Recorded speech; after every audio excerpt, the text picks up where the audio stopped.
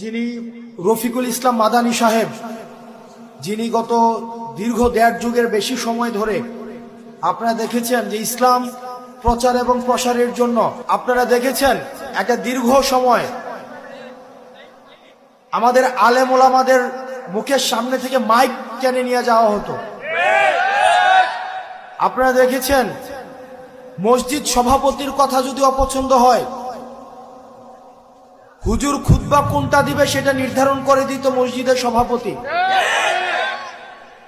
আপনারা দেখেছেন দীর্ঘ একটা সময়